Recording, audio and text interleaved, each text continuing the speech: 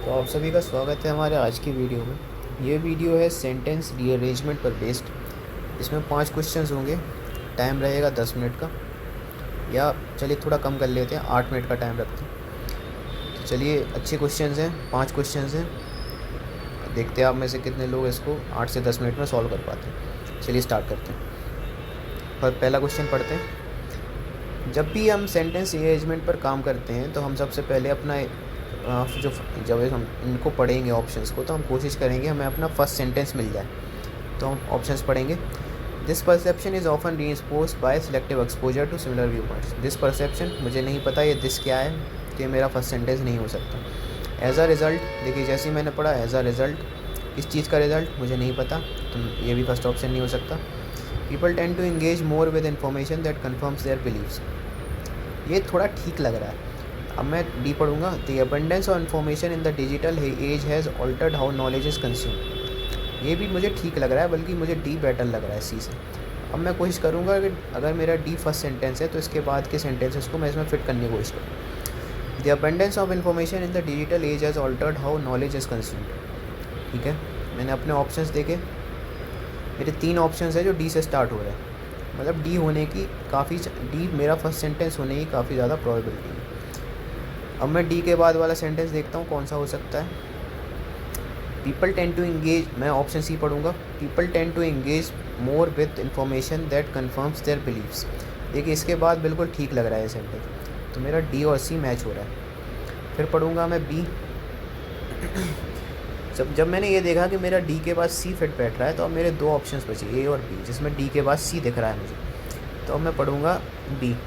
As a result individuals में develop a skewed understanding of reality, देखिए इसके बाद बिल्कुल ठीक लग रहा है, ये सेंटेंस फिट बैठ रहा है इसके साथ। दिस परसेप्शन इज़, मैं ए पढ़ूंगा। This perception is often reinforced by selective exposure to similar viewpoints, देखिए बिल्कुल ठीक लग रहा है ये मुझे।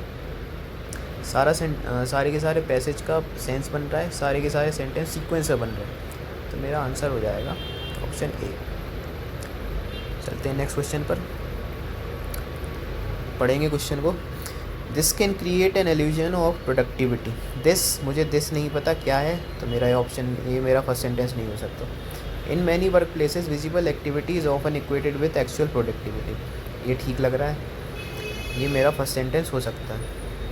ठीक है, अब मैं इसके इस बाद वाले सेंटेंस में फिट करने की कोशिश करूँगा।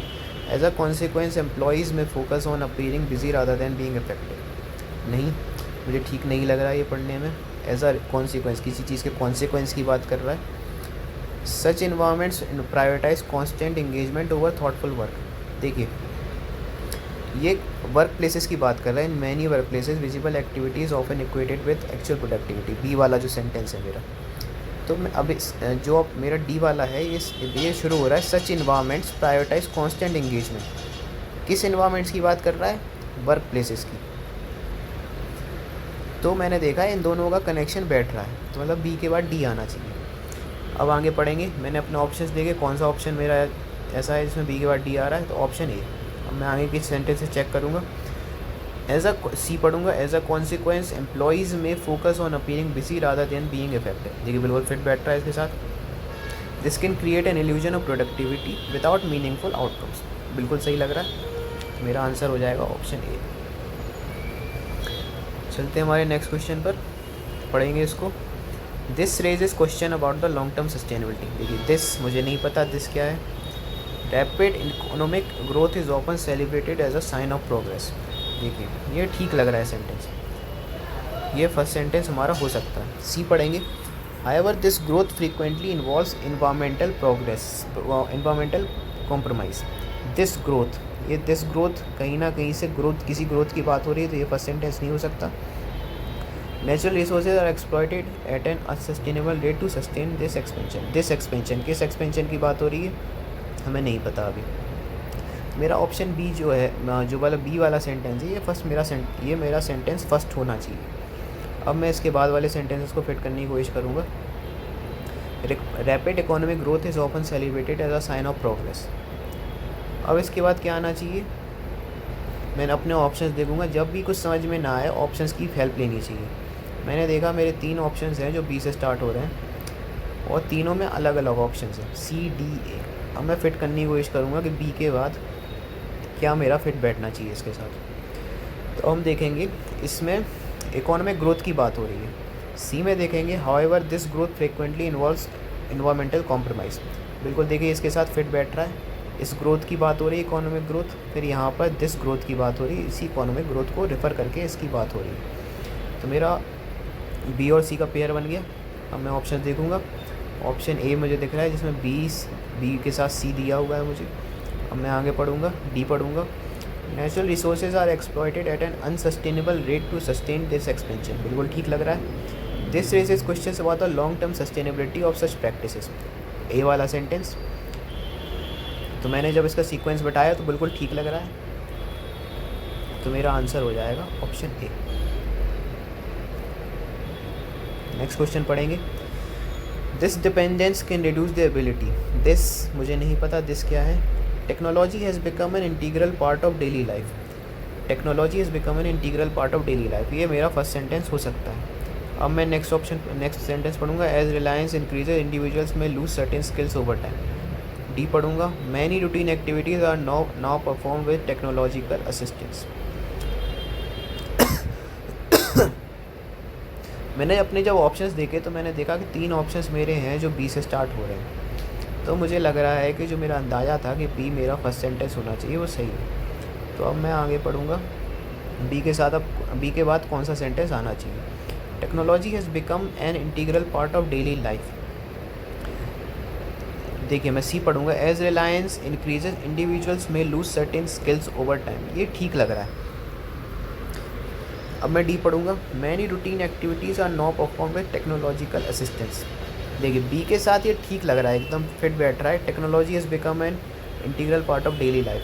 फिर सी को कंटिन्यू करके हमें बता रहा है कि जो रूटीन एक्टिविटीज़ होती हैं आजकल की उसमें टेक्नोलॉजिकल असिस्टेंस का यूज़ किया जाता है। तो बी के बाद मुझे डी बिल्कुल ठीक लग रहा है। मेरा ऑप्शन ए जो है ये इसमें मुझे बी डी का पेयर दिख रहा है। अब मैं आगे देखूँगा।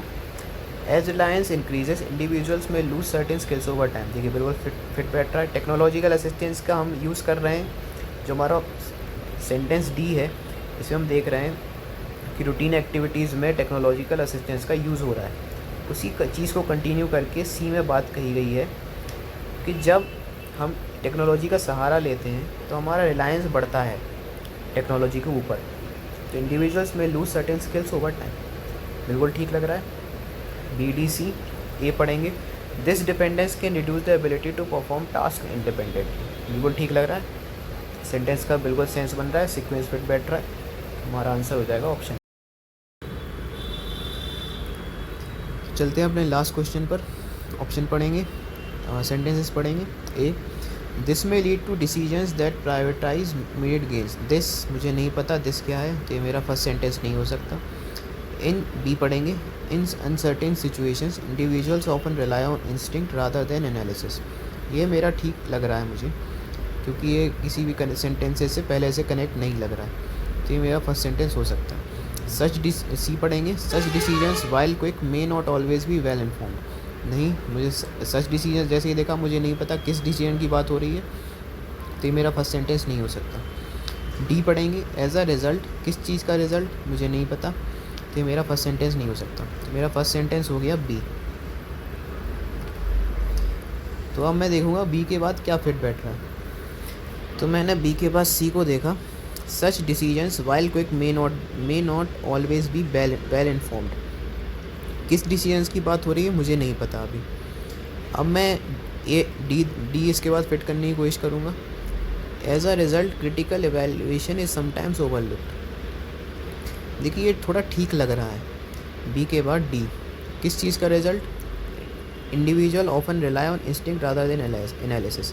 इंडिविजुअल्स जो होते हैं, मतलब लोग जो होते हैं, वो अपनी इंस्टिंक्ट पर ज़्यादा भरोसा करते हैं एनालिसिस की बजाय। इस चीज़ का रिज़ल्ट जो होता है, जो हमें डी सेंटेंस में बता रहा है, as a result critical evaluation is sometimes overlooked. चलिए हम देखते हैं मेरा कौन सा ऑप्शन है जो इसमें फिट बैठ रहा है। तो मैं ऑप्शन बी चेक करूँगा। बी डी का मेरा पेयर बन रहा है इसमें। अब मैं सी देखूँगा। सच decisions while quick may not always be well informed. देखिए सच डिसीजंस, किस डिसीजन की बात हो रही है मुझे ना तो बी में दिखाई है, ना ए में ना डी में दिखाई है। दोनों ही जो बी और डी है मेरे, इनमें सच डिसीजंस, इस डिसीजन की कहीं पर भी बात नहीं हो रही है, तो ये कंटिन्यूटी ब्रेक हो रही है मेरी। तो मैं देखूँगा दोबारा से कि मेरा बी जो फर्स्ट सेंटेंस था उसके बाद क्या होना चाहिए। ऑप्शन बी मुझे ठीक नहीं लग रहा। अब मैं ऑप्शन ए चेक करता हूँ। In uncertain situations individuals often rely on instinct rather than analysis. Such decisions while quick may not always be well informed. ये हो सकता है क्योंकि ये ऐसे डिसीजंस की बात कर रहा है जो कि इंडिविजुअल्स लेते हैं अपने इंस्टिंक्ट पर भरोसा करके बजाय एनालिसिस के। तो ऐसे डिसीजंस हो सकते हैं। तो बी और सी का मेरा पेयर बन रहा है। अब मैं देखूँगा ऑप्शन ए, जिसमें मेरा बी और सी का पेयर बन रहा है। तो अब मैं इस ऑप्शन ए को चेक करूँगा। डी पढ़ूँगा मैं। As a result critical evaluation is sometimes overlooked. बिल्कुल ठीक लग रहा है। ए पढ़ूँगा। This may lead to decisions that prioritize immediate gains over long term benefits. बिल्कुल ठीक लग रहा है। सेंटेंस का सेंस भी बन रहा है, सीक्वेंस भी बन रहा है। तो मेरा ऑप्शन हो जाएगा ए मेरा आंसर। चलिए, तो हमारा आज का वीडियो था सेंटेंस रीअरेंजमेंट पर बेस्ड। मैं होप करता हूँ कि आपको पसंद आया होगा। अगर पसंद आया तो प्लीज़ इसको लाइक करें, शेयर करें, सब्सक्राइब करें। और अगर आप चाहें तो मुझे इंस्टाग्राम पर भी फॉलो कर सकते हैं अपने डाउट्स वगैरह पूछने के लिए एसएससी से रिलेटेड। चलिए, तो अब मिलते हैं अपने नेक्स्ट वीडियो में। Thank you.